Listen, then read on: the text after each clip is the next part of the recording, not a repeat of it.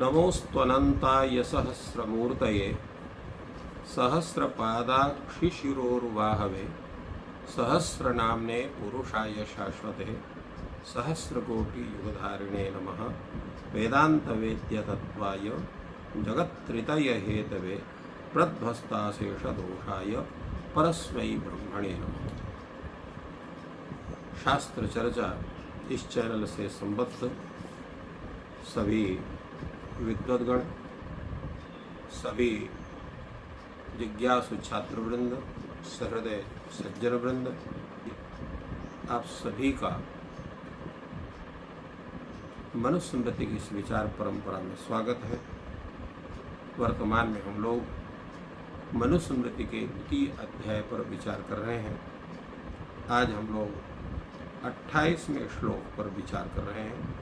स्वाध्यायेन व्रतैर्होमैस्त्रैविद्येनेच्छया सुतैः महायज्ञैश्च यज्ञैश्च ब्राह्मीयं क्रियते तनु। इस श्लोक में बतलाया गया है कि यह जो हमारा शरीर है इसको क्या बनाना चाहिए।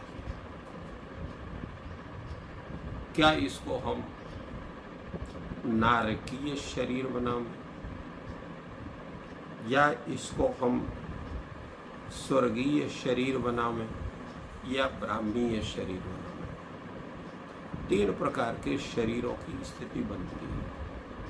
नारकीय शरीर वो है जिसमें अनेक प्रकार के भोग विलासों को करते हुए दूसरे को निरंतर कष्ट देने का, चाहे वो शारीरिक कष्ट हो, चाहे मानसिक कष्ट हो, चाहे वो आर्थिक कष्ट हो, तीनों प्रकार के कष्ट हो सकते हैं। किसी को अर्थ से कमजोर कर दीजिए, किसी को ऐश्वर्य से कमजोर कर दीजिए, किसी को शारीरिक कष्ट दीजिए, मानसिक कष्ट दीजिए, तो इन सभी से पाप होता है और उन पाप कर्मों से व्यक्ति का शरीर नारकीय शरीर बनता है।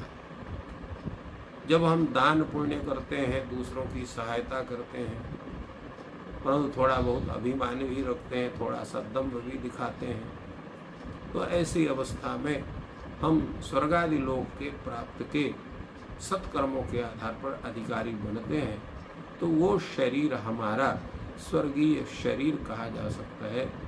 किंतु जब हम संपूर्ण विश्व में, संपूर्ण प्राणी में भगवत स्वरूप को देखते हैं, निरंतर जप ध्यान पूजा पाठ दूसरे के परोपकार में ही हमारा समय व्यतीत होता है, निरंतर परमात्मा समर्पण की स्थिति होती है, तो ऐसा शरीर हमारा वो ब्राह्मीय अर्थात ब्रह्म प्राप्ति के योग्य अर्थात मोक्ष का अधिकारी स्वरूप वह शरीर बनता है।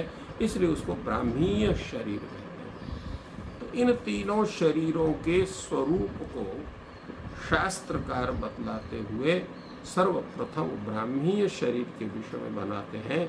स्वाध्यायेन व्रतैर्होमैः त्रैविद्येन यज्ञया सुतैः। स्वाध्याय करना, वेदों का, शास्त्रों का, पुराणों का, इनका सबका स्वाध्याय करना, व्रत करना।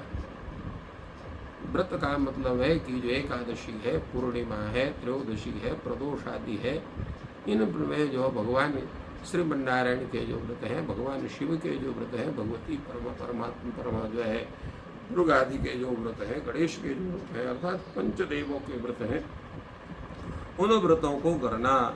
होम ही, होम अर्थात जो है होम कर्म, यागादि कर्म के द्वारा करना। और त्रैविद्येन, तीनों वेदों से संबद्ध जितने भी कर्म हैं उनको करना। यज्ञया, याग के द्वारा, पूजा के द्वारा। और सुतैहि, गृहस्थ जीवन में प्राप्त करके संतानोत्पत्ति के द्वारा, श्रेष्ठ संतान के द्वारा। और महायज्ञैश्च, बड़े बड़े जो यज्ञ हैं उनके द्वारा, यज्ञैश्च सामान्य यज्ञों के द्वारा यह जो शरीर है, यह शरीर ब्रह्म प्राप्ति के योग्य बनता है। तात्पर्य है कि ये जितने भी कर्म हैं, इन कर्मों के द्वारा हमारे अंतःकरण की शुद्धि होती है, मन में पवित्र भाव बनते हैं और उन पवित्र भावों के द्वारा हम संपूर्ण विश्व का जो है उसमें परमात्मा स्वरूप का दर्शन करते हैं। इसलिए कहा गया है कि निज प्रभु मैं देखें जगत कहीं सन करें विरोध, परंतु ये भाव बिना कुछ किए नहीं बनता है। तो ये जब व्रतादि कर्म होते हैं, स्वाध्याय आदि कर्म होते हैं, तो वो स्वरूप बनता है।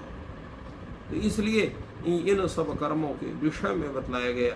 त्रैविध्य का मतलब है चतुर्वर्णों से स्वरूप संपूर्ण जितने भी कर्म हैं उन सबको करना। स्वाध्याय अर्थात वेदादि अध्ययन करना। व्रत का मतलब है जो सावित्र आदि ब्रह्मचारी करते के जो व्रत हैं, जैसे ब्रह्मचारी को कौन सा व्रत करना चाहिए, गृहस्थ से संबद्ध जो व्यक्ति है, जो वानप्रस्थ से संबद्ध व्यक्ति, उनके द्वारा जो व्रताचरण वो व्रत को करना चाहिए। और व्रतादेशन काल में जो होम आदि कर्म होते हैं उनको करना चाहिए। जैसे सायं प्रातः सविद्भि अग्नि धनम ब्रह्मचारिणा, तो जो ब्रह्मचारी उसको सायंकाल प्रातः काल उसको अग्नि को जला करके कंडे की अग्नि में उसको स्वाहाकार करना हो तो उसको करना चाहिए। इसी प्रकार जो है अन्य कार्य, और इसमें समिधा धान को ही यहाँ पर होम शब्द से कहा गया है। और हूयमान द्रव्य का जहाँ अग्नि में जो प्रक्षोभ होता है, समिधा का आक्षेप होता है, वो भी होम है। तो वहाँ पर उसको जो है यज्ञादि के द्वारा कहा गया है। इस प्रकार इन सभी कर्मों का कथन प्राप्त होता है।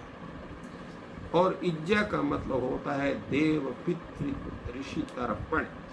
तो देव तर्पण, ऋषि तर्पण, पितृ तर्पण, इसको यज्ञा शब्द से कहा जाता है। और गृहस्थ धर्मों को भी कहा जाता है। इसी प्रकार महायज्ञ का होता है पंच महायज्ञ, जिसमें जो है ब्रह्म यज्ञ है, अतिथि यज्ञ है, ये अनेक प्रकार के जो ये पितृयज्ञ है। तो ये 5 जो यज्ञ हैं इनको जो है पंच महायज्ञों को यह महायज्ञ शब्द से कहा जाता है, जो गृहस्थ के द्वारा प्रतिदिन करना चाहिए। विशेष करके जो द्विजाति हैं, ब्राह्मण क्षत्रिय वैश्य हैं, उनको करने चाहिए। यज्ञ श्रौत जो ज्योतिषोम आदि यज्ञ हैं उनको कहा जाता है। तो इन सब कर्मों के द्वारा व्यक्ति का शरीर जो है वो ब्रह्म प्राप्ति के योग्य बनता है। जैसे हम लोग जो किसी विशेष पद के लिए आवेदन करते हैं, तो आवेदन करने के अधिकारी हम कब होते हैं? जब उतनी डिग्री हमारे पास हो, उतना अनुभव हमारे पास होता है, तब हम उस पद के अधिकारी अपने को मान करके तब उसमें आवेदन करते हैं।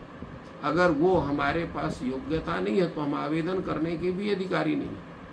तो ब्रह्म प्राप्ति के लिए भी हमको ब्रह्ममय शरीर बनाना पड़ेगा। उस शरीर को बनाने के लिए इतने प्रक्रियाओं से हमें गुजरना पड़ेगा। उन प्रक्रियाओं को अपना करके अपने को शुद्ध करना पड़ेगा, तब हम उसके योग्य होंगे। जैसे कोई आईएएस की तैयारी करता है तो उसके पहले जो न्यूनतम उसकी योग्यता स्नातक है, तो स्नातक उसको करना पड़ेगा। इसके बाद फिर उसकी तैयारी करनी पड़ेगी, तब जाकर के वो जो है तीनों परीक्षाओं को जब पास करेगा तो आईएएस बनेगा। नहीं होगा तो फिर नहीं बनेगा। परीक्षा देने से बस थोड़ी होता है, परीक्षा देने का भी अधिकार होना चाहिए। फिर इसके बाद परीक्षा दे करके उसको उत्तीर्ण करने का अधिकार होना चाहिए। तो ये सब स्थिति, वही स्थिति यहाँ पर भी है। जैसे वहाँ यही स्थिति है कि आपको अपनी योग्यता प्राप्त करने के बाद ही आप उसमें अपना आवेदन कर सकते हैं। फिर इसके बाद तैयारी करके उन परीक्षाओं को उत्तीर्ण करके उस पद को प्राप्त करते हैं। उसी तरह से यहाँ पर भी है, अगर आपको ब्रह्म को प्राप्त करना है तो उसके पहले अपने शरीर को, मन को, अंतःकरण को, सभी को शुद्ध करना पड़ेगा, इंद्रियों को निग्रह करना पड़ेगा। तब कहीं जा कर के पूजन, हवन, याग आदि कर्म के द्वारा आपका शरीर जो है वो स्वरूप को धारण करेगा, उस योग्यता को धारण करेगा। इसलिए हमारे यहाँ कहा जाता है देवो भूत्वा देवम यजेत। देवोपम देवतुल्य, पहले आप मन, वाणी, कर्म से अपने को शुद्ध करके तब बस उसमें परमात्मा के प्राप्ति की योग्य आप बन सकते हैं। तभी आप उनको प्राप्त कर सकते हैं और तभी आपका जो शरीर है वह ब्रह्मीय बन सकता है, नहीं तो नहीं बन सकता है। यही आचार्य जो है स्वयं मनु का कथन।